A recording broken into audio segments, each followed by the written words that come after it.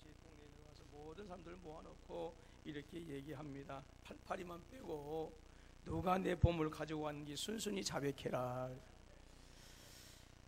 여러분, 사람들이 스스로 지혜 있다라고 하지만 너무 많은 사람들이 거짓되고 허황된 것에 속아서 패망의 길을 가는 모습들을 우리가 주위에서 많이 볼 수가 있습니다.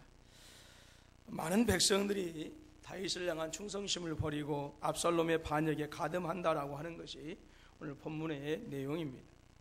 이스라엘 백성들은 가나안에 정착한 이후로 이방 민족으로부터 끊임없는 도적과 압박을 받게 되어집니다.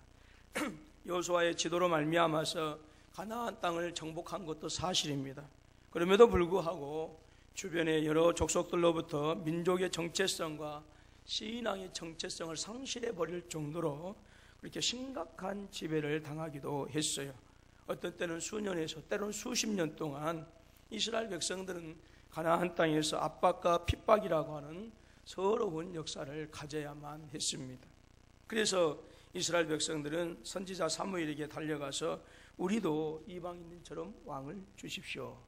아마 우리가 이렇게 침략을 당하고 압박을 당하는 이유는 이방인들처럼 우리를 다스리는 왕이 없기 때문에 그런 것 같습니다. 그래서 우리를 다스릴 수 있는 왕을 좀 세워주십시오라고 이렇게 얘기하니까 사무엘 선지자가 백성들이 요구하는 대로 사울이라고 하는 사람을 뽑아서 그들의 왕이 되게 합니다. 그렇지만 여전히 우리가 성경을 보게 되어지면 사울 왕 때에도 여전히 사울이 왕이 되어져서 이스라엘 백성들을 다스림에도 불구하고 완전하게 가나안 족속을 굴복시키지 못하는 모습을 우리가 성경에서 찾게 되어집니다. 그런데 다윗이 왕이 되었을 때 비로소 가나안 땅은 수백 년 동안 이어온 그 지긋지긋한 갈등과 싸움을 마무리하게 되어집니다. 다윗으로 말미암아서 이스라엘 백성들은 비로소 그 가나안 족속들과 그 주변의 모든 족속들을 물리칠 수 있었고요. 그리고 다윗으로 인해서 바로 그 가나안 땅에서 중동의 강자로 부상하게 되어집니다. 애굽에서 종되었던 역사를 이스라엘 백성들은 가지고 있었어요. 그리고 광야에서 유리방황하는 역사를 이스라엘 백성들은 겪어왔습니다.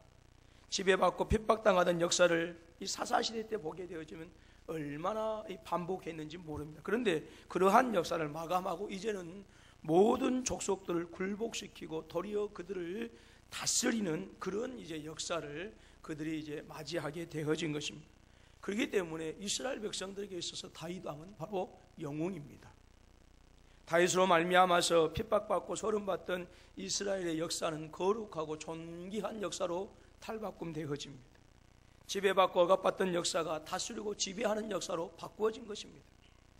사방의 대적은 이스라엘의 발 아래에 엎드러졌고 이스라엘의 탄식은 찬송으로 변했고 이스라엘의 슬픔은 기쁨으로 변하였어요. 이스라엘의 아픔과 상처는 치유되어지기 시작했고 모든 주변의 대적들이 두려워하고 떠는 그런 강한 민족을 다윗 왕이 되어져서 그들을 다스릴 때에 비로소 이루어지게 되어진 것이다 하는 것입니다. 자신들의 삶의 터전과 생명을 위협받은 모든 대적들이 자취를 감춰버리고 말았습니다.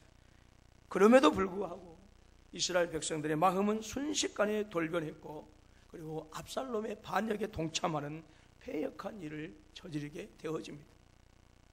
압살롬을 자신들의 왕으로 추대하였고 그리고 다윗을 향하여 배반의 칼을 빼어들게 된 것이죠. 무엇 때문에 이스라엘 백성들은 다윗을 향하여 배반의 칼을 빼어들게 되었을까요? 압살롬의 재능과 리더십이 너무 탁월했기 때문에 그랬을까요? 아니면 기득권층에 대한 불평과 원명이 너무 컸기 때문에 다윗을 향하여 배반의 칼을 빼어들게 되었을까요?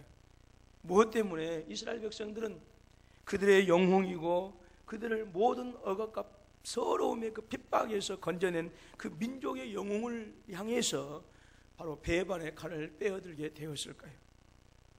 2월 1일 이번 첫째 주일은 2월 첫째 주일은요. 우리 그 합동교단에서 2단 경계주일로 정하여 이제 예배를 드리기로 했습니다. 지난주에 제가 압살롬의 반역이라고 하는 제목으로 말씀을 드렸습니다만 인간의 역사는 배반의 역사입니다. 이 배반의 역사는 지금도 여전히 현재 진행형입니다. 이러한 모습은 일반 역사에서만 볼 수 있는 것이 아니라 소위 믿음을 가졌다고 하는 그 믿음의 사람들 안에서도 나타나는 현상이고, 이것이 교회 안에서도 드러나는 이 마지막 시대의 오늘 교회의 모습이기도 합니다. 히브리서 6장 4절로 6절의 말씀은 신기하고 놀라운 은혜를 경험하고도 믿음을 저버리고 그리스도를 떠나가는 사람들이 있다라고 하는 거예요. 남들이 경험하지 못한 놀라운 성령의 은혜를 체험하고 나서도 그리스도를 떠나가고 교회를 떠나가서, 그래서 하나님을 향하여 배반의 칼을 빼앗은 자들이 얼마든지 있을 수 있다라고 하는 것이 히브리서 기자의 경고입니다. 한번 빛을 받고 하늘의 은사를 맛보고 성령에 참여한 바 되고 하나님의 선한 말씀과 내세의 능력을 맛보고도 타락한 자들은 그랬습니다. 누구 못지않는 뜨거운 열정을 소유한 사람들, 누구 못지않는 그 신실한 믿음의 사람들이 어느 한순간에 교회를 떠나서, 그래서 세상에서 유리방황하는 사람들을 우리가 많이 대하게 되어집니다. 세상에서 유리방황할 뿐만 아니라 멸망에 가증한 이단의 무리에 동참해서 진리로부터 멀어지는, 그래서 멸망의 길을 가는 사람들이 우리 주위에도 너무 많다라고 하는 것입니다. 우리 조국교회가 어려워지고 있는 이유는 여러 가지가 있을 것입니다. 전도가 어려운 것이 그 이유 중에 하나입니다. 그런데 문제는 이 교회 안에 기존의 성도들마저도 교회를 향하여 등을 돌리고 떠나는 것이 오늘 우리 조국교회가 당하고 있는 아픔이요 현실입니다. 그런데 이러한 이유는 바로 이단이 너무나도 악하게 활동함으로 말미암아서 바로 많은 성도들이 그 이단의 속임을 받아서 떠나가는 그 이유를 우리는 부인할 수가 없습니다. 오늘 종교학자들은 우리 한국교회 기독교인데 한 850만 정도 이렇게 되어진다라고 그렇게 얼마 전에 1200만이라고 이렇게 했습니다만, 근데 놀라운 것은 그 850만 가운데 200만 이상이 이단의 세력이라고 합니다. 그러니까 예수 그리스도를 나의 구주 나의 하나님으로 믿고 신앙에 고백하는 사람들은 불과 600만에서 650만 밖에 되지 않는다라고 하는 거예요. 더 안타까운 사실은 불과 몇 년 뒤면 우리 대한민국 조국교회 안에 유초등부, 중고등부 어린아이들이 30에서 40만 명으로 줄어들 것이다 라고 암울한 진단을 하고 있어요. 여러분, 이단 세력으로부터 받은 교회 피해는 우리가 일일이 열거하지 않아도 피부로 느낄 수 있을 정도로 그 도를 넘어서고 있습니다. 특별히 신천지라고 하는 이 이단은 일일이 대처하기도 힘들 정도로 수단과 방법을 가리지 않고 기존의 성도들과 교회를 파괴하기 위한 무차별적인 공격을 가하고 있는 실정입니다. 하나님의 말씀을 변질시키고 애곡시키고, 그래서 성도들로 하여금 예수 그리스도를 떠나서 바로 신천지 교주를 따르게 하는 이 멸망의 길로 인도하고 있는 것입니다. 교회를 깨뜨리고 가정을 파괴하는 지금 심각한 현상을 이단들이 초래하고 있어요. 안타까운 것은 신천지가 이단인 줄 알면서도 많은 성도들이 교회를 이탈하고 그들을 따라서 그리스도를 떠나가고 있다고 하는 사실입니다. 그렇기 때문에 오늘 저와 여러분들뿐만 아니라 우리의 자녀들이 이러한 패역한 이단의 세력에 우리의 믿음이 무너지지 아니하도록 각별히 경계하고 주의해야 될 줄로 믿습니다. 그렇다면 무엇 때문에 성도들의 신앙이 이단들에 의해서 속절없이 무너지는가? 어떻게 그렇게 신실한 고백을 하면서 놀라운 신비한 체험을 했던 사람들까지도 교회를 떠나고 심지어 예수 그리스도를 대적하는 반역의 길에 들어서는 일이 있을까 하는 것입니다. 기성교회에 대한 반감 때문에 그럴까요? 많은 사람들이 그렇죠. 또 교회가 문제투성이어서 그럴까요? 아니면 혹시라도 지금까지 전혀 이 기성교회에서는 체험하지 못한 신비로운 체험을 하였기 때문에 속절없이 그 신앙이 무너지게 되어지고 교회를 떠나고 그리스도를 떠나게 되었을까요? 무엇 때문에 그리스도를 떠나서 하나님의 사람을 하나님으로 섬기는 이 반역의 길에, 이 악한 길에 들어서게 될까요? 여러분, 다른 것 없습니다. 한 가지 이유입니다. 속기 때문에 그래요. 속임을 당하기 때문에. 거짓된 선지자에게 속임을 당하고, 거짓된 진리에 속임을 당하고, 거짓된 말씀에 속임을 당하고 인간의 정리에 의해서 속임을 당하기 때문에 교회와 그리스도를 떠나게 되어지는 것이고, 그리스도를 향해서, 교회를 향해서 패역한 반역의 길에 동참하게 되어지는 것입니다. 하나님은 이스라엘 백성들을 향한 하나님의 그 마음과 그 사랑이 있었어요. 그게 무엇이냐? 그것은 이스라엘 백성들이 주위의 모든 나라보다도 더 뛰어난 민족이 되어져서 모든 나라를 굴복시키고 그 가나안 땅에서 참된 안식을 누리도록 하기 위해서 하나님은 애굽의 종되었던 땅에서 40년 광야 생활을 거쳐서 그들을 가나안 땅에 이르게 한 것입니다. 그래서 하나님께서 세우시고 무엇보다도 하나님을 경외할 줄 아는 그 왕을 이스라엘 백성들의 임금으로 세우셔서 어떤 이방의 나라들도 누리지 못하는 그 하늘의 안식을 누리게 하시고자 하는 그것이 바로 하나님께서 이스라엘 백성들의 왕으로 다윗을 세우신 이유였고요. 그것이 바로 이스라엘을 향하신 하나님의 신실한 뜻이었습니다.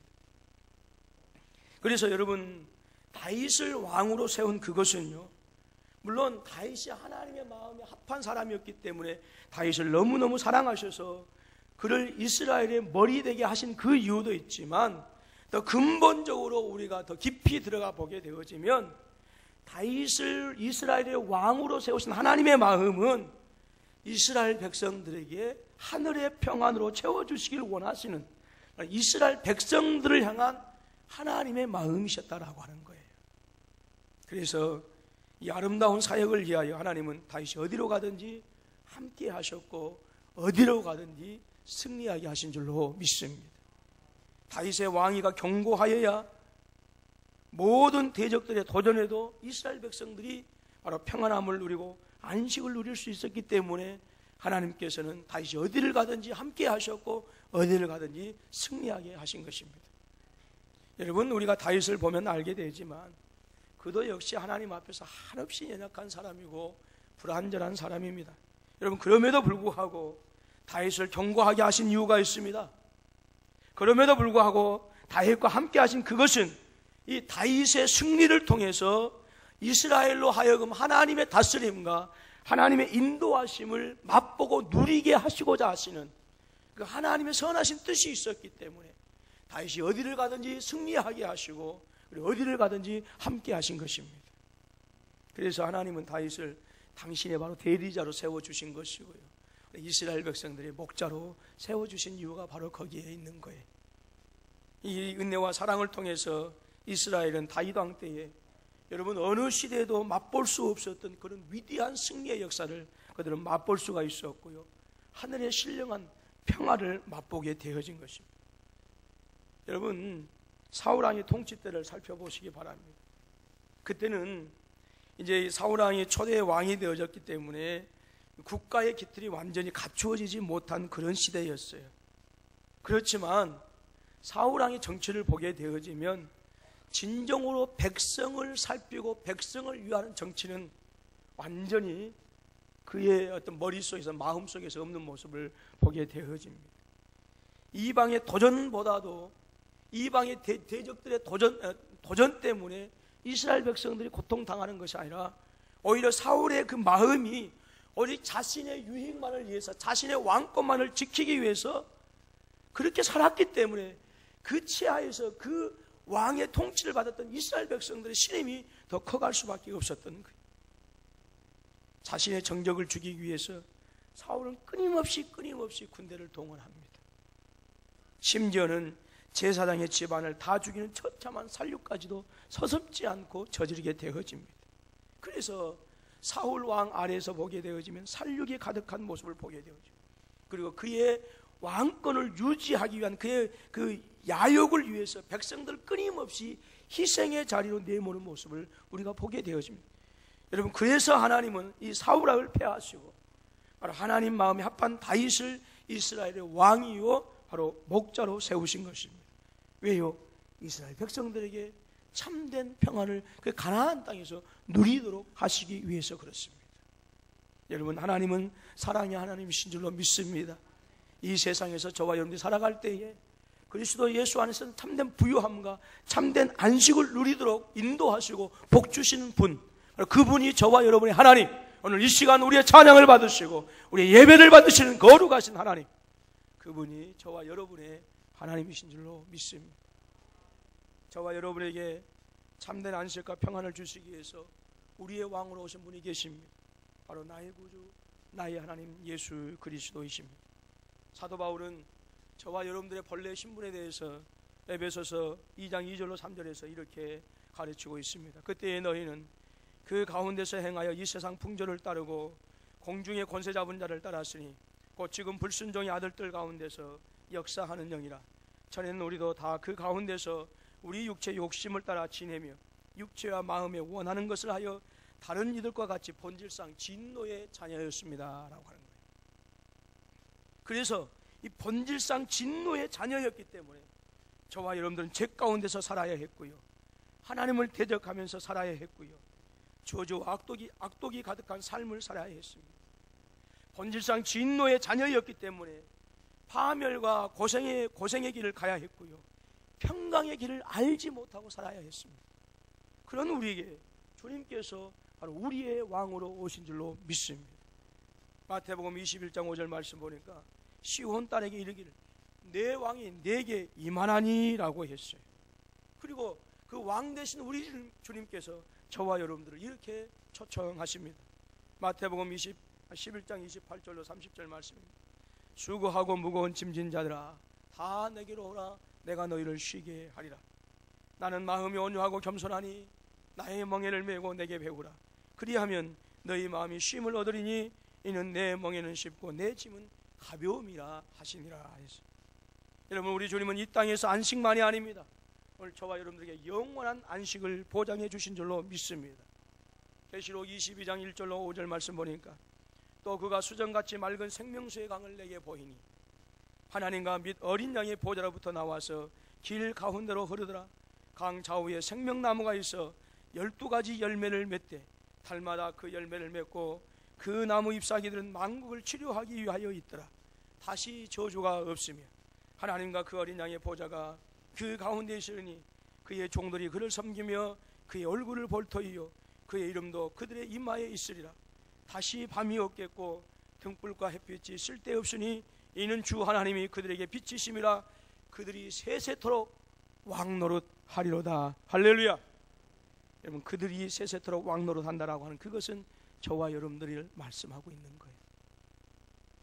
이 땅에서 뿐만 아니라 저 영원한 세계에서도 오늘 저와 여러분들로 하여금 안식을 누리게 하신 그 이유는 바로 우리 주님께서 온 우주 만물을 창조하신 창조자이시고 온 우주 만물을 통치하시고 다스리시는 진정한 왕이시기 때문에 그렇다라고 하는 것입니다. 세상의 어느 누구도 여러분 저와 여러분들에게 참된 안식을 보장해 주지 못합니다. 성도들로 하여금 참된 안식을 누리도록 하시기 위해서 우리 주님은 다시 오시는데 반드시 주님께서 구름 타고 승천하신 것처럼 오실 때에도 반드시 구름 타고 이제는 심판주로서 만왕의 왕으로서 오시는 줄로 믿습니다. 아기 예수 때는 조용하게 오셨어요. 아기 예수 때는 가난하게 오셨습니다. 아기 예수 때는요 비밀리에 오셨어요. 아기 예수님이 오신 것을 아는 사람들은 불과 몇몇 안 되었어요. 그러나 다시 오실 때는 왕으로 오시는 줄로 믿습니다. 모든 사람이 볼 수 있도록 오시는 것입니다.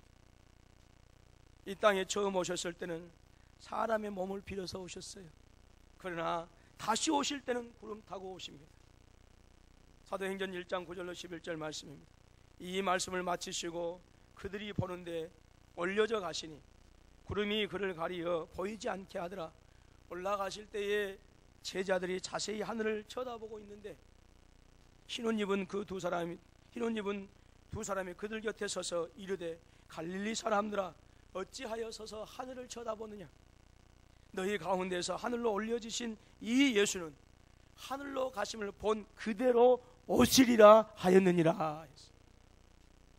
데살로니가전서 4장 16절로 17절의 말씀입니다. 주께서 호령과 천사장의 소리와 하나님의 나팔 소리로 친히 하늘로부터 강림하시리니 그리스도 안에서 죽은 자들이 먼저 일어나고 그 후에 우리 살아남은 자들도 그들과 함께 구름 속으로 끌어올려 공중에서 주를 영접하게 하시리니 그리하여 우리가 항상 주와 함께 있으리라 말씀하셨어요. 여러분, 주님께서 다시 오실 때는 만왕의 왕으로 오시기 때문에 온 우주 만물이 다 알게 오시는 거예요. 자칭 예수라 하는 자들, 우리나라만 해도 한 50명 된다고 합니다. 예수가 한 50명 되면 잘 살아야 될 텐데 참 안타깝습니다. 또 보혜사라고 하는, 또 죄송합니다, 유튜브에 설교가 올라와서 말도 잘해야 되는데 보혜사라고 하는 좀 정신병자도 좀 있어요. 그런데 자칭 예수라고 하는 사람들, 자칭 보혜사라고 하는 사람들 보십시오. 세월의 무게와 흐름을 거스르지 못하고 휠체어에서 초라하게 늙어가는 모습을 우리가 보고 있지 않습니까? 그들이 정말로 예수요, 그들이 정말로 보혜사라고 한다고 한다면 분명히 그들은 말씀으로 세상을 창조하신 전능하신 하나님이 있을진데 어떻게 휠체어에서 누군가가 밀어주지 않으면 안 되는 그 늙고 병든 모습으로 죽어갈 날들만 기다리고 있겠느냐라고 하는 거예요. 사랑하는 우리 군포 서북교회 성도 여러분, 저와 여러분에게 참된 안식과 영원한 생명을 주시는 분은 오직 우리 주 예수 그리스도 뿐이신 줄로 믿습니다. 그리스도 외에 어느 누구도 저와 여러분들의 죄악을 용서하시기 위하여 저주의 십자가를 지신 분이 계시지 않습니다. 그리스도 외에 세상의 어느 누구도 다시 죽음 가운데 살아나셔서 저와 여러분들 하여금 부활의 영광에 참여하게 하시는 분은 결단코 존재하지 않습니다. 오직 예수 그리스도 한 분뿐이십니다. 그러므로 반역은요, 늙고 병들어서 점점 죽어가는 그 거짓된 것들에게 속는 것, 그들의 거짓된 것에 속아서 예수님으로부터 멀어지는 것, 교회로부터 멀어지는 것, 그것이 반역이고 그것이 반역의 시작이에요. 아무리 도덕적으로 윤리적으로 완벽하게 살고 사람들의 칭찬을 받으며 살지라도 그리스도가 아닌 거짓된 선지자들의 사탕발림에 속는 것, 그것은 반역입니다. 여러분, 오늘 본문 속에서 압살롬의 속임수를 보게 되어지면 그 수법이 얼마나 교활한지 모릅니다. 마치 에덴 동산에서 뱀이 하와에게 접근해서 바로 시험을 유혹하는 것처럼 똑같은 수법으로 그렇게 행하고 있어요. 그런데 이러한 사탄의 수법은 동일하게 그렇게 우리에게도 접근하고 있다고 하는 거예요. 3절에서 에덴이 사탄이 하는 방법대로 먼저 왕에게 불만을 가지게 해요. 너희를 위하여 재판할 자를 왕이 세우지 않았다라고 하는 거예요. 4절에서는 사탄이 하와에게 결코 죽지 아니하리라 한 것처럼 오직 자신에게만 공의와 정의가 있다라고 하는 거예요. 자신을 따르는 자들에게만 산다라고 하는 거예요. 그리고 철저히 자신의 모습을 거짓과 그리고 거짓된 친절, 거짓된 호의로 자신을 가장하는 모습을 보게 되어집니다. 압살롬은 지금껏 어느 왕자들에게서도 볼 수 없는 친절한 모습으로 백성들에게 다가갑니다. 백성들이 다가와서 압살롬을 향하여 절을 할 때면 먼저 달려가서 그들의 손을 잡아주고 그들을 이렇게 세워주었어요. 지금까지 자신들의 손을 잡아준 왕자는 없었습니다. 모든 왕자들은 호위병들로, 시중들은 사람들로 둘러싸여 있었어요. 그래서 접근 자체가 불가능했어요. 혹시라도 신기하고 호기심이 있어서 왕자들에게 다가갈라 치면 그 호위병들에 의해서 제지되었기 때문에 접근할 수가 없었습니다. 그런데 이 왕자는 그렇지 않았다라고 하는 거예요. 먼저 자신들을 향해서 다가왔습니다. 자신들의 더러운 손을 아무 거리낌도 없이 잡아주었어요. 여러분, 이 얼마나 파격적인 것입니까? 여러분, 얼마나 황홀한 경험입니까? 어쩌면 자신들하고도 너무 멀리 있는 다윗 왕보다는 가까이 하기가 하늘의 별 따는 것만큼 더 어려운 이 다윗 임금님보다는 자신들을 더럽다 하지 않고 자신들을 천하다 하지 않고 자신들에게 다가온 이 멋있는 이 왕자에게 마음이 가는 것은 여러분 인지상정 아니겠습니까? 왕자 압살롬은 자신들의 모든 아픔과 서러움을 다 들어주었습니다.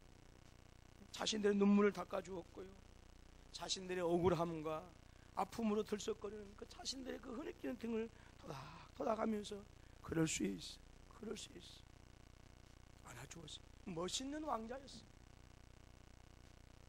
압살롬의 입에서 나오는 공의와 정의에 대한 외침은 백성들의 마음을 움직이기에 충분했고요, 식어져 버린 백성들의 심장을 꿈틀거리게 했어요. 그래서 이 왕자 압살롬이 우리의 왕이 되어진다고 한다면, 이 왕자가 우리의 왕이 되어져서 우리가 그의 다스림을 받을 수만 있다고 한다면 세상의 모든 불평등이 사라질 것이다. 힘들고 어려운 가난이 떠나갈 것이다.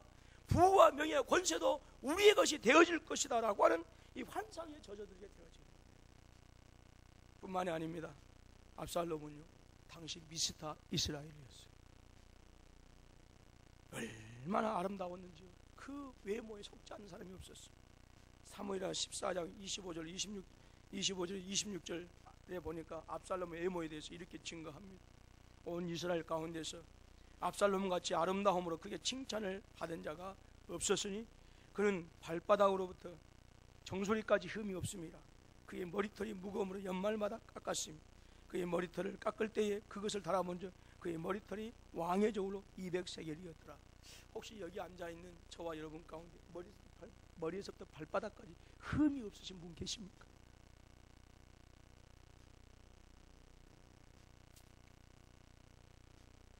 이런 사람이 여러분 자신에게 친절한 미소를 머금고 접근하니까 어떤 백성이라고 마음이 빼앗기지 않겠어요? 백성들은, 반역의 백성들은 그 화려한 외모 속에 사악하고 정말로 치명적인 독을 숨기고 있는 것을 전혀 눈치채지 못한 거예요. 자신을 용서하고 자신의 가슴을 후벼 팠던 그 아들을 다시 품은 그 아버지의 사랑을 향하여 배반의 칼을 빼앗은 자라면 얼마든지 자신들을 향해서도 배반의 독을 내뿜을 수 있다라고 하는 사실을 그들은 알지 못한 거예요.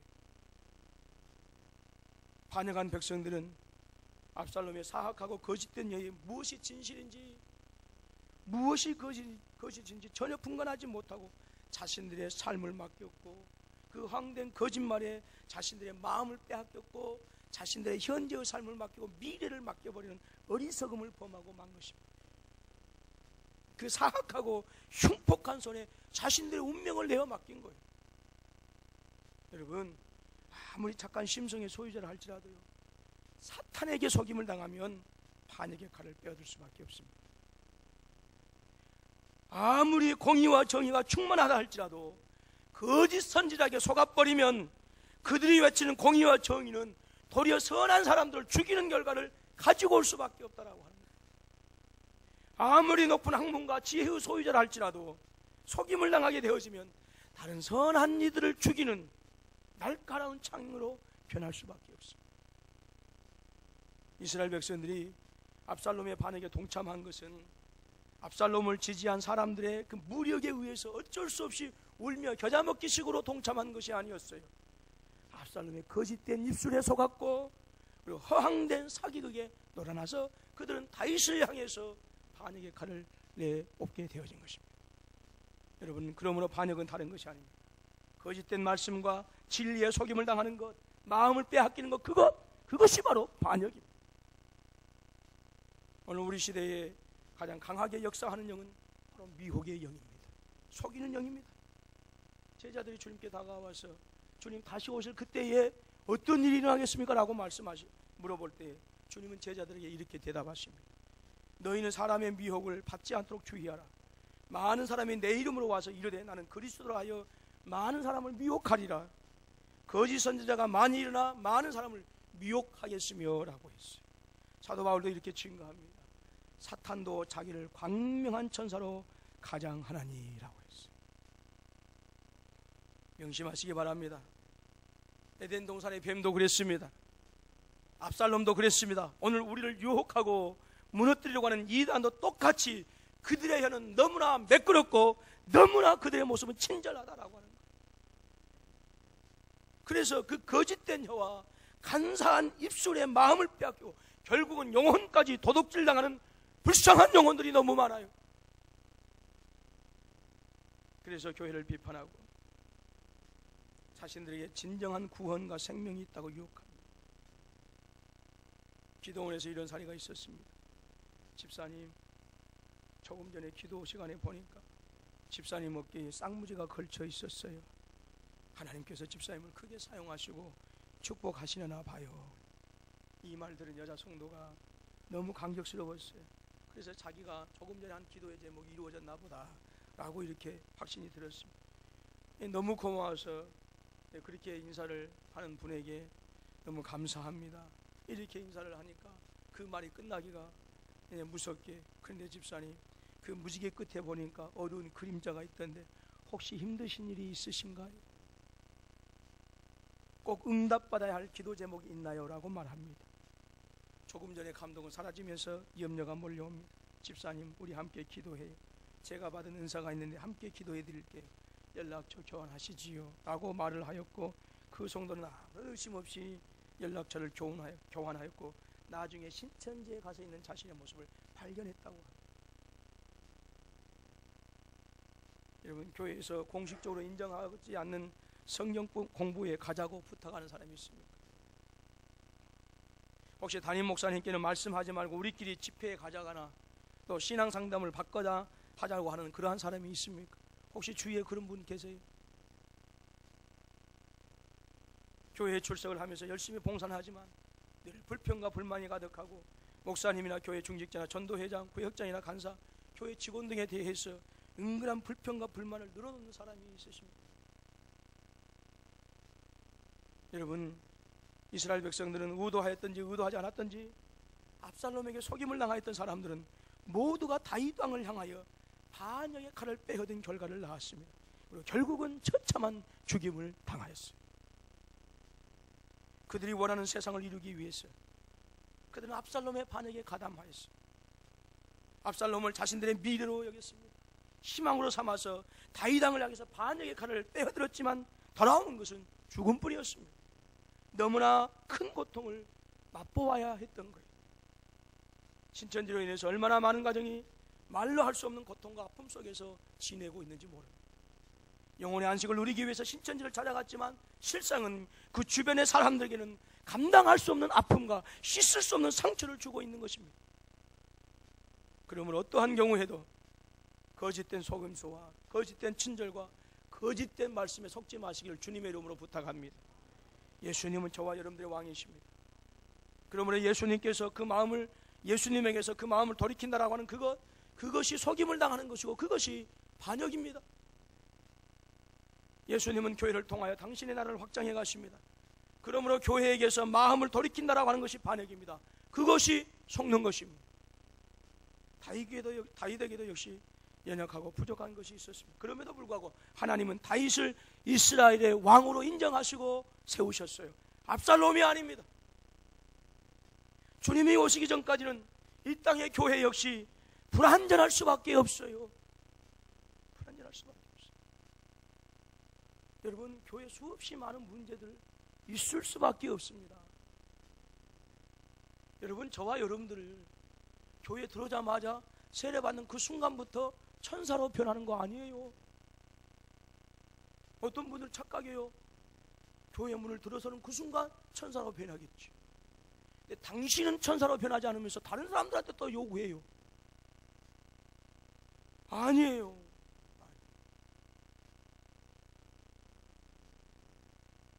교회는요, 불완전할 수밖에. 이 땅에 존재하는 성숙한 교회, 건강한 교회는, 아름다운 교회는 어떠한 교회냐? 그 불완전함과 그 연약함들 어떤 식으로 해결해 가느냐, 거기에 달려 있는 거예요. 거기에 달려 있어요. 여러분, 주님 오시기 전까지는 이 땅의 교회 역시 불완전할 수밖에 없어요. 그럼에도 불구하고 교회는 하나님께서 세우시는 것입니다. 교회는 하나님께서 지키시는 것이고 붙들고 계시는 바로 하나님의 나라입니다. 그러므로 오직 교회 중심으로, 오직 말씀 중심으로, 그리고 하나님께서 세우신 주의 종들의 목양을 통하여 신앙생활 하실 수 있기를 주님의 이름으로 축원합니다.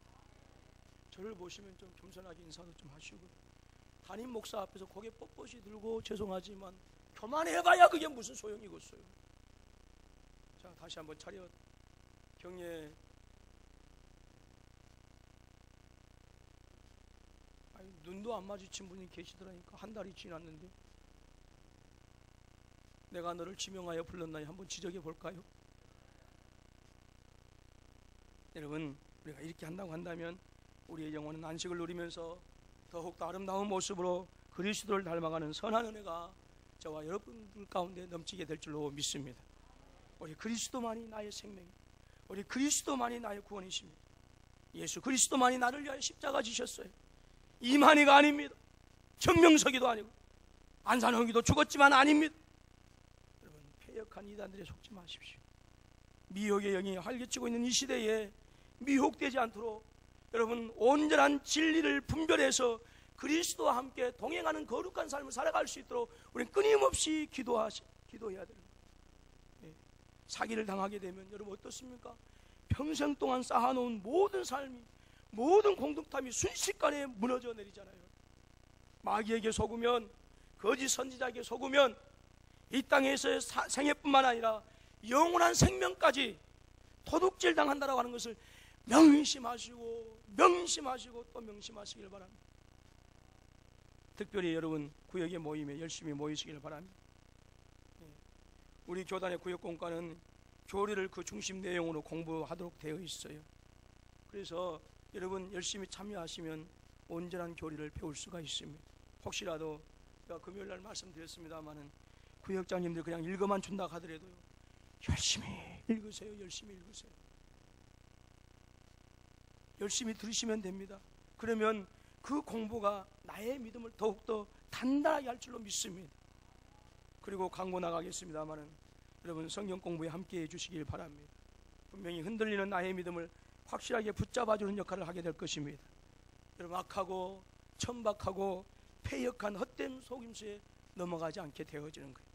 여러분 하나님을 향한 반역은 미혹의 영에 속임을 당하는 것입니다. 진리의 영에 속한 성도는 분명합니다. 하늘의 안식을 누리면서 살아갑니다. 세상의 미혹의 영들을 대적해서 저와 여러분들의 믿음이 하나님을 기쁘시게 하는 거룩한 은혜가 이 한 주간도 우리의 가정과 또 산업과 기업과 교회와 이 땅과 이 민족이 함께 하실 수 있기를 주님의 이름으로 축원합니다. 기도하겠습니다. 하나님 아버지, 감사와 찬송을 드립니다. 연약하고 부족한 저희들